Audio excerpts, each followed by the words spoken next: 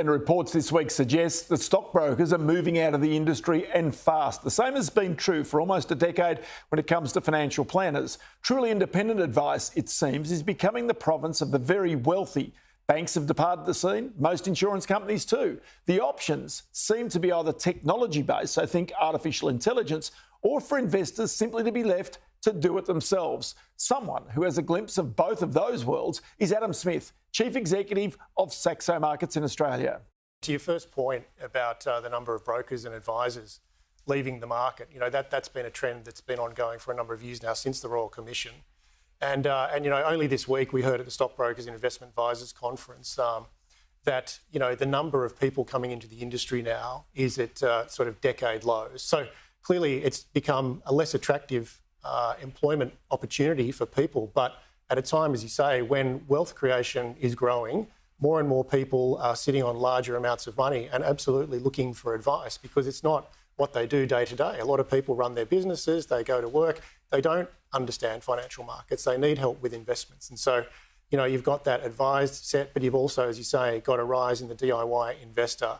And that's where technology can absolutely play a part in the solution. So it's interesting you talk about the brokers, that fewer of them are coming in because it's less attractive. But at the same time, because of the increased regulation and the increased necessity for ongoing education, a whole bunch of older advisors simply left the scene. It was too onerous for them to comply. Absolutely. And the education elements were difficult. If you'd been running your own business for 25 years and you started in the 80s and you're very good at what you do, suddenly you weren't compliant, which is a real challenge. And so, as you say, a lot of people chose the path of exit rather than to continue. And that's a real shame because a lot of good people left. And alternatively, the education requirements and also the cost of compliance is becoming absolutely very onerous. And so, that's turning a lot of people away from joining the industry, but also a lot of people from actually taking that advised solution. And the other answer is that that's pushing up the price of advice. So in other words, if you wish to get that impartial advice, then you need to pay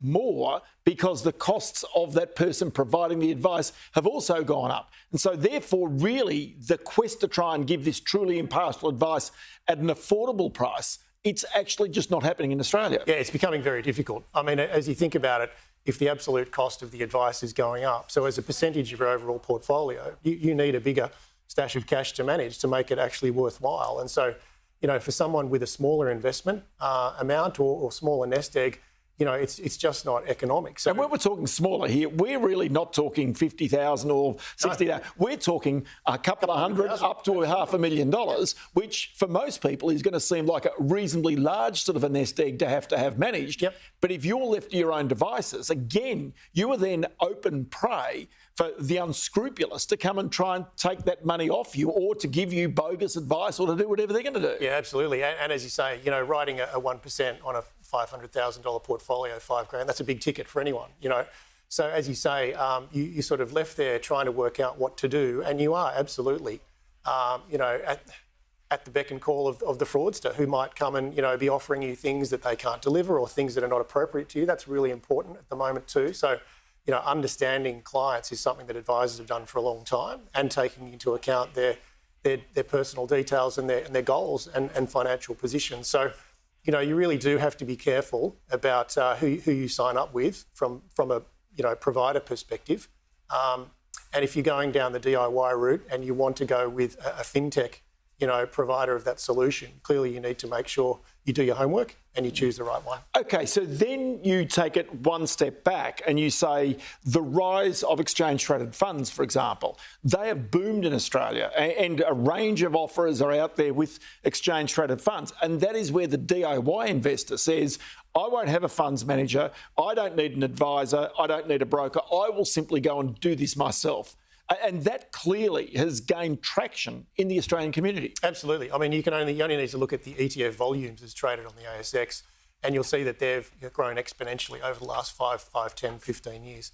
And that has taken money away from managed funds. But I think the thing with the ETF market and the products available is that they started as index funds. So, as you say, cheap access to a broader portfolio of assets, but now they're becoming quite narrow. Yeah. It can be a commodities ETF just in oil. It can be, batteries and lithium. So in other words, you need more skills to be able to work out what is the mix of ETFs that you need in your portfolio. Correct. So you still have to do your homework. It's not a case of you can set and forget, because you will take exposure, and investment is taking risk for return.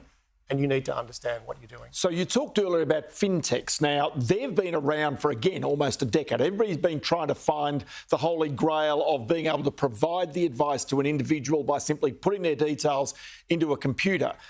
Some have had varying successes at doing this.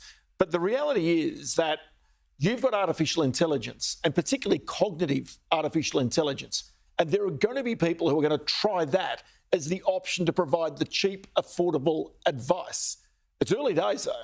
It is early days, and you're absolutely right. I mean, AI at the moment is capturing the imagination of a lot of people, whether it be from a stock investment perspective. So Microsoft and Google seem to be leading the way, but Nvidia, this week or last week. Well, you see how much that's just boomed off the back of the demand for chip. But that's the stock market side of this. Then come back to me going to, ChatGPT and saying, create me a portfolio. Yeah. It'll do it. Absolutely. And this technology that those big companies are developing comes through, and you're right, the application in investment, analysis and portfolio construction will be super interesting, because, even though, clearly AI has the ability to crunch, huge quantities of data at warp speed, and that's fantastic, but it's still a case of how the user applies that information, because, again, I've seen a lot of investment models in my time, and as you know, I haven't seen one yet that can predict the future. I've got to say, that is the absolute key to this. Yep. You can't predict the future. It doesn't matter how good it is, because it's only the information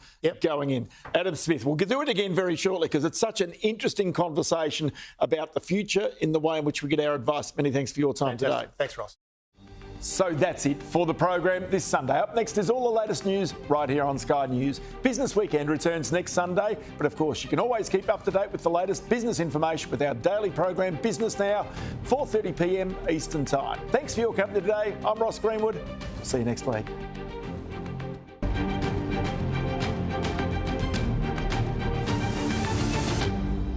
This program is brought to you by Saxo, your trusted pathway to global investment opportunities.